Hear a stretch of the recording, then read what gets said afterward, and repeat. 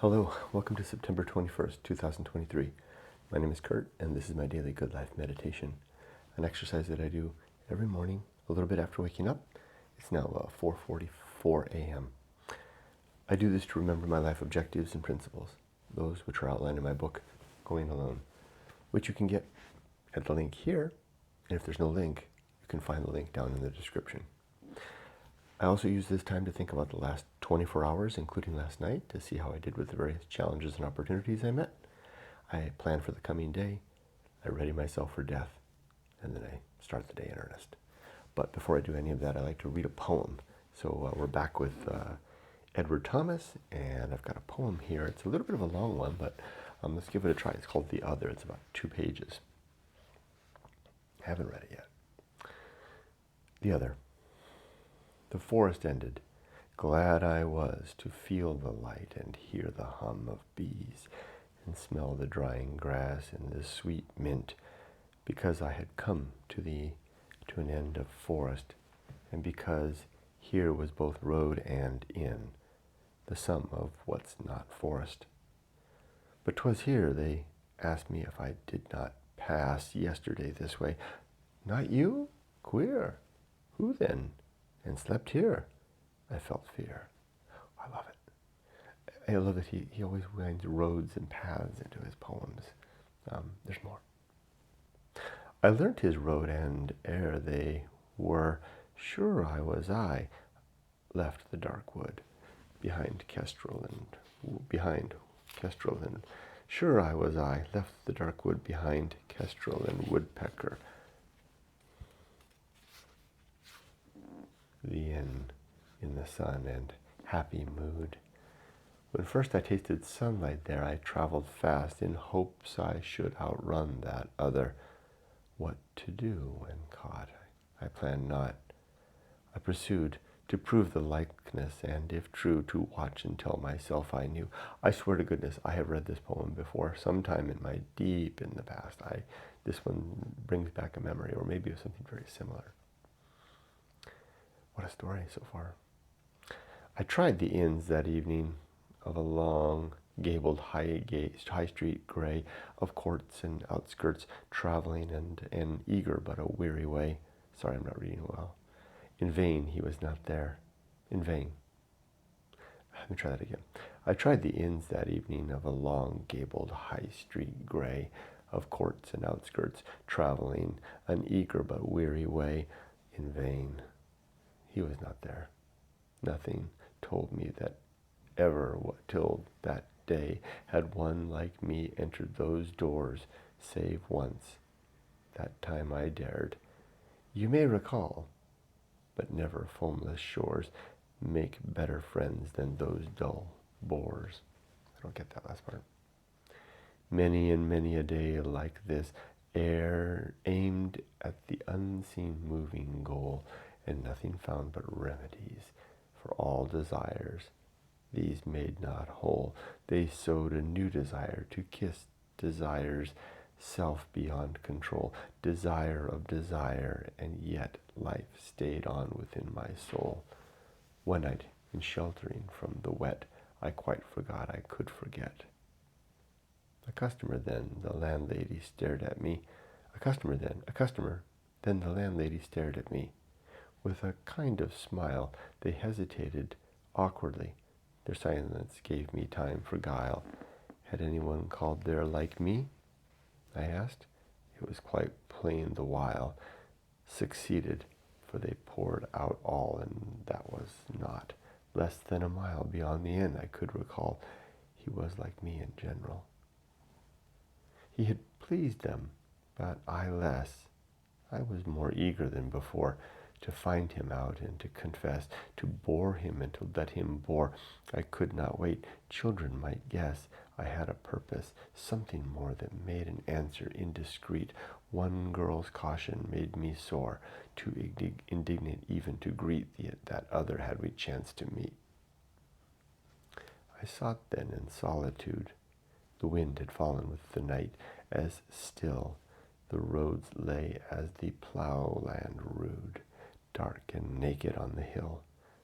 Had there been ever any feud twixt night and earth, a mighty will closed in, the cocketed dark trees, a dark house, dark impossible cloud towers, one star, one lamp, one peace, held on an everlasting lease?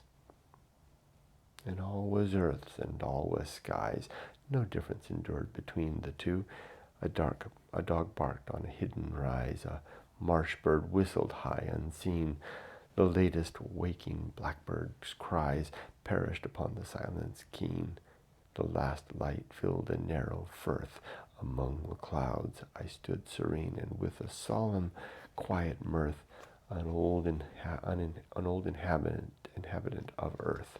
Firth is like a little bay, in case you don't know. I only know that because I read something else from Scotland. Once the name I gave to hours like this was melancholy, when it was not happiness and powers coming like exiles home again, and weaknesses getting their bowers, smiled and enjoyed far off from men moments of everlastingness, and fortunate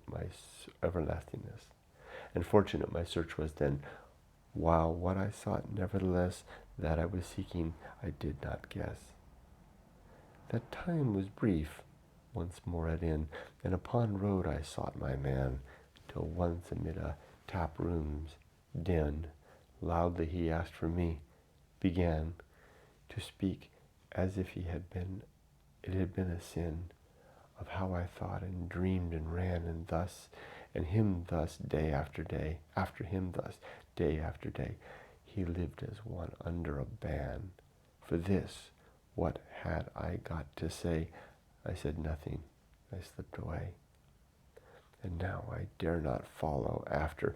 Too close I try to keep in sight, dreading his frown and worse his laughter.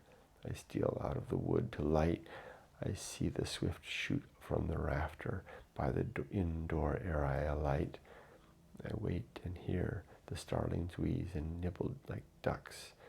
I wait his flight. He goes. I follow. No release until he ceases. Then I also cease. That's the end. I confess I don't follow this whole poem. There's more to this than I can get in one glance, so I'll read it again tomorrow. But I'm intrigued by the idea of the man following after someone like himself, not quite able to reconcile when he finds it. Let's carry on. So last night and yesterday, I slept very good last night. Got to bed early. It's amazing how 15 minutes, 20 minutes difference getting to actually asleep makes a big difference for me. Because I always get up at the same time, 4 a.m. But I go to sleep a little bit variance between 8:30 and 9:30. My sweet spot is 8:45.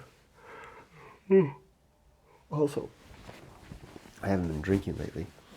I don't drink very much. I would drink one glass of wine or a beer.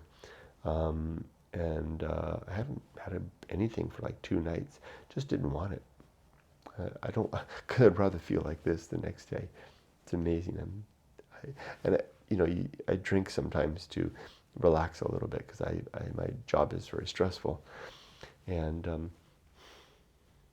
less and less do I want or need that relaxation, and I'd rather keep my sobriety in my head about me, and also I feel better the next day, and I lose weight too, so there's that. So I had a good night's sleep.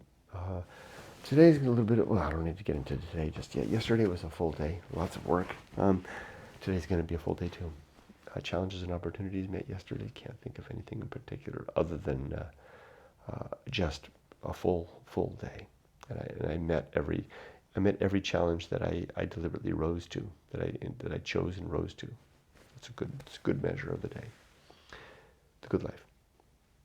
I did add a new principle. What's it called? I can't remember. I think it's called the principle of balance. I think so. We'll call it that. It's 35. And it basically deals with keeping our balance in the face of the expected and the unexpected. And it relates to planning. Planning for the big things, especially. These big things, especially being marriage, children, and old age. I'll elaborate more as we go through, as I continue, but not today, just that little bit today. My 8 objectives are the things I'm striving for. Oh, before I do that, thank you to the patrons. I have 3 patrons now on Patreon, and two added yesterday. Thank you so much. I have all 3 of you. If you see this, I really appreciate it. My 8 objectives are to be always ready to die, to make good and effective use of time, to develop and maintain good and sound life principles, to cultivate good emotional reactions, to perform good actions, to recognize true limits and true opportunity, to do one thing at a time and do that thing slowly, deliberately, and carefully, and to maintain my balance. So that's clearly not the name of the 35th principle, because that's the name of the 8th objective. I can't remember what I called it. Good God, I hope I didn't call it balance. I wrote it into the book. I don't remember. Wouldn't that be funny? Balance and balance. I guess balance is important. Anyway, I'll call it planning or something like that as I go through today. The 35 principles are war, reason, homunculus, anchor hold, home of good and evil. Oh, and you can find them all in the book, Going Alone, in the chapter titled The Good Life. Home of good and evil, purpose, atomic principle, principle of nature, the pirate ride, maturity, social principle, family, public speaking, temperance, life will not go well, the horror show, that which must be born, the feast of woeful, distraction, agency in the great indifference, the best seat in the house, the restless man, the path of wildness, the great life adventure, the risk of avoiding risk, sin and damnation, complete oblivion, season of philosophy, script writing, the bullseye aim, the uphill climb, arena and utility, nothing is enough, the principle of fun, and whatever this last one is called, balance we'll call it, or planning, whatever the hell. I've got to check that. As for today, tricky day. My new project has a tricky bit, and I'm planning to overcome that, or to tackle that tricky bit this morning. First thing, right at it. And then I have a number of things throughout the day, including some interesting, challenging meetings.